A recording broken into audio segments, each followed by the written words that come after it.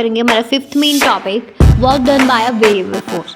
तो सबसे पहले मैं इसमें बात करूंगी इतनी कि फोर्स और डिस्प्लेसमेंट ग्राफ की, को ग्राफ जो ड्रॉन किया जाता है जिसमें एक्स एक्सिस के लॉन्ग हम डिस्प्लेसमेंट को लेते हैं, वाई एक्सिस के लॉन्ग फोर्स को लेते हैं। जो फोर्स डिस्प्लेसमेंट ग्राफ के अंदर एरिया आता है उसको हम कहते हैं कि वर्क डन है।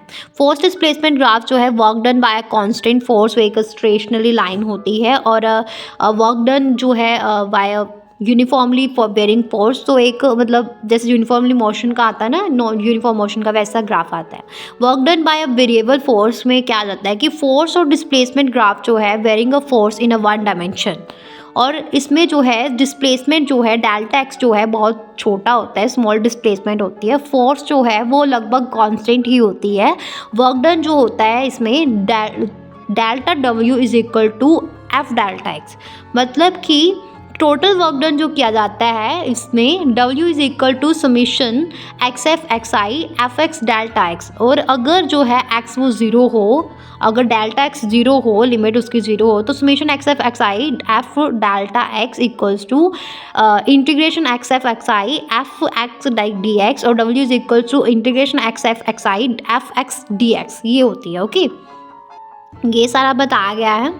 हाँ जी, I hope work done by a variable force आपको क्लियर हो गया होगा। अभी इसके बाद मैं नेक्स्ट इसमें बात करूँगी कि हम जो है ये जो work done by a variable force है उसको कैलकुलेट कैसे करते हैं। अगर मैं सिंपली बोलूँ तो इंटीग्रेटिंग द फोर्स फंक्शन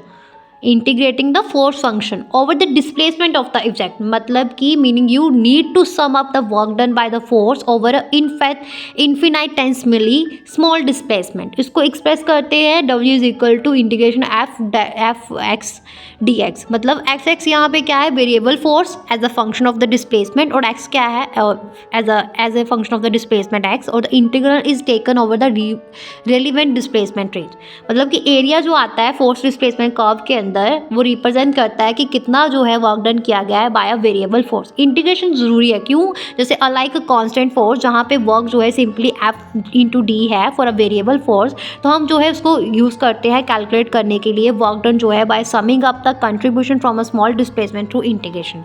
और फोर्स डिस्प्लेसमेंट ग्राफ जो हमें एरिया जो आता है कर्व के अंदर ऑन फोर्स डिस्प्लेसमेंट ग्राफ, वो रिप्रेजेंट करता है कितना वर्क डन जो है वह किया गया है वेरिएबल फोर्स की तरह। एक कॉमन एग्जांपल है वेरिएबल फोर्स की, वो क्या है, स्प्रिंग है, जहाँ पे हम क्या करते हैं, जब हम फोर्स एग्जर्ट करते हैं स्प्रिंग के ऊपर तो वेरी करता है डिस्प्लेसमेंट को from its equilibrium position. Clear हुआ।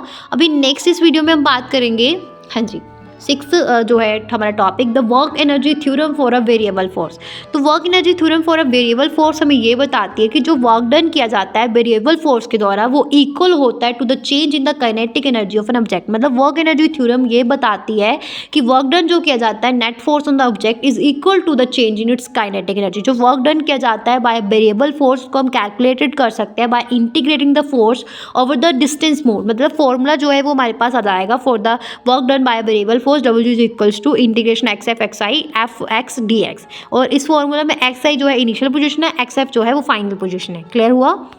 इसको हम प्रूव कर सकते हैं। To prove the work energy theorem for a variable force हम क्या करेंगे, हम जो है फोर्स जो है एफ जो है उसको भी अ वेरिएबल फोर्स और T be a time, small T be a time, capital F be a variable force and small T be a time, और वर्क डन जो है by forces W is equals to integration X I X zero sorry X one sorry ऊपर X one आएगा और नीचे X zero, और F dot D x, मतलब kinetic energy जो है ऑब्जेक्टिव के is equal to half M V square. तो डिफ्रेंशिएट करेंगे विद रिस्पेक्ट टू टाइम, तो D K upon D T is equal to M A D X upon D T, और D K upon D T और equals to F D X upon D T, और D K is equal to F D X, और फिर integration के आई ऊपर के one और नीचे के जीरो, और D K is equal to integrate के सॉरी एक्स वन और नीचे X zero F D X, और हमारे पास डेल्टा के इज इक्वल टू W आ जाएगा। क्लियर हुआ। हाँ जी, तो ऐसे होता है। और इसमें वर्क एनर्जी थ्योरम जो है यूजफुल है in a variety of problems. It does not in a general incorporate the complete dynamical information of a Newton second law. It is an integral form of a Newton second law. Newton second law जो है relation है between acceleration and a force at any instant of time. Work energy theorem जो है involve होती है interval over an interval of time, interval over an interval of time, in the sense कि temporal जो है information जो है contain in the statement of the Newton second law is integrated over and is and is not available explicitly. मतलब another observation ये देखेगी कि Newton का जो सेकंड लॉ है फॉर अ 2 और 3 dimension is in a vector form, where the work energy theorem जो है स्केलर फॉर्म में है। स्केलर फॉर्म में जो है information with respect to direction contain in Newton second law is not present. तो ये देखा गया